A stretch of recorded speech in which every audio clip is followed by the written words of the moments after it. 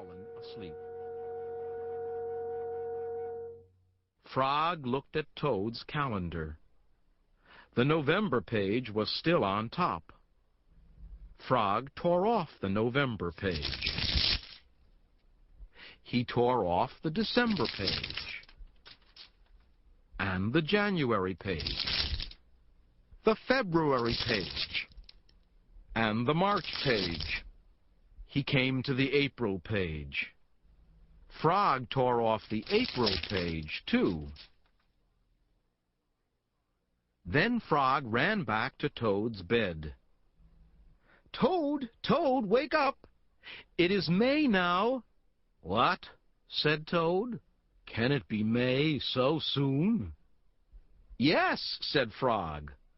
"Look at your calendar." Toad looked at the calendar.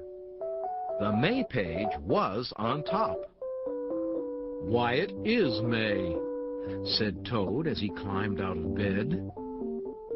Then he and Frog ran outside to see how the world was looking in the spring.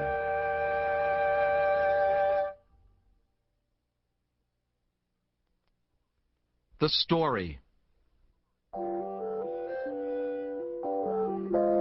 One day in summer, Frog was not feeling well. Toad said, "Frog, you are looking quite green." "But I always look green," said Frog. "I am a frog." "Today you look very green even for a frog," said Toad. "Get into my bed and rest." Toad made Frog a cup of hot tea. Frog drank the tea, and then he said, "Tell me a story while I am resting." "All right," said Toad. "Let me think of a story to tell you." Toad thought and thought, but he could not think of a story to tell Frog. "I will go out on the front porch and walk up and down," said Toad. "Perhaps that will help me to think of a story."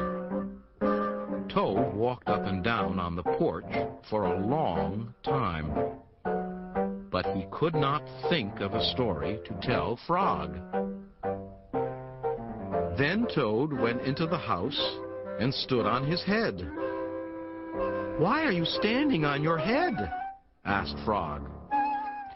"I hope that if I stand on my head, it will help me to think of a story," said Toad. Toad stood on his head for a long time, but he could not think of a story to tell Frog.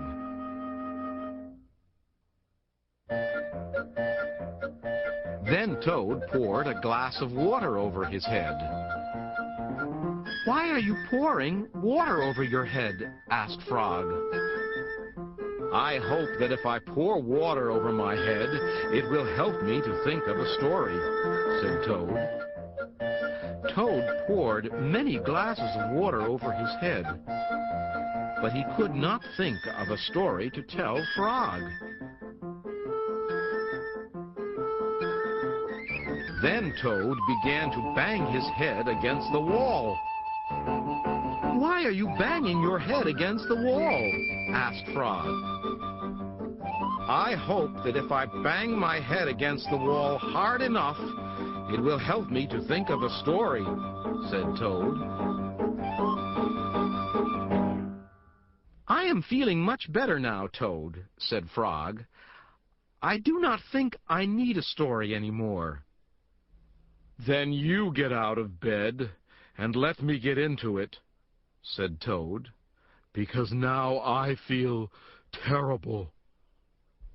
Frog said, "Would you like me to tell you a story, Toad?" "Yes," said Toad, "if you know one." "Once upon a time," said Frog, "there were two good friends, a frog and a toad. The frog was not feeling well. he asked his friend the toad to tell him a story. The toad could not think of a story. He walked up and down on the porch, but he could not think of a story.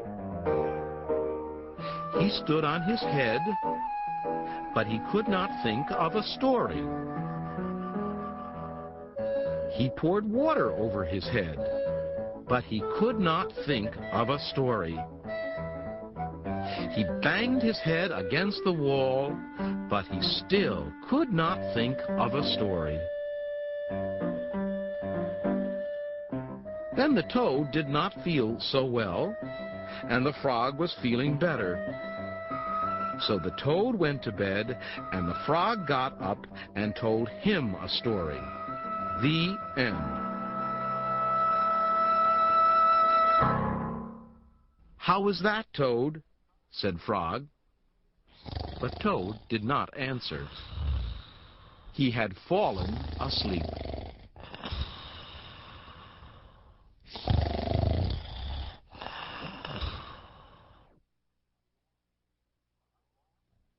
A lost button.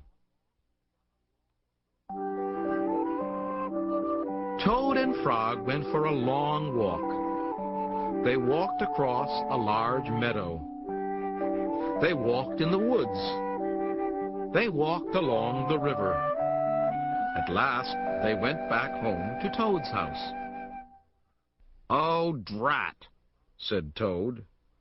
"Not only do my feet hurt, but I have lost one of the buttons on my jacket." "Don't worry," said Frog. "We will go back to all the places where we walked. We will soon find your button." They walked back to the large meadow. They began to look for the button in the tall grass. "Here is your button," cried Frog. "That is not my button," said Toad. "That button is black. My button was white." Toad put the black button in his pocket. A sparrow flew down. "Excuse me," said the sparrow. "Did you lose a button? I found one." "That is not my button," said Toad. "That button has 2 holes. My button had 4 holes." Toad put the button with 2 holes in his pocket. They went back to the woods and looked on the dark paths. "Here is your button," said Frog. "That is not my button," cried Toad. "That button is small. My button was big." Toad put the small button in his pocket. A raccoon came out from behind a tree. "I heard that you were looking for a button," he said. "Here is one that I just found." "That is not my button," wailed Toad. "That button is square. My button was round." Toad put the square button in his pocket. Frog and Toad went back to the river. They looked for the button in the mud. "Here is your button," said Frog. "That is not my button," shouted Toad. "That button is thin. My button was thick." Toad put the thin button in his pocket. He was very angry. He jumped up and down and screamed, "The whole world is covered with buttons, and not one of them is mine." Toad ran home and slammed the door. There, on the floor, he saw his white, 4-holed, big, round, thick button. "Oh," said Toad, "it was here all the time. What a lot of trouble I have made for Frog." Toad took all of the buttons out of his pocket.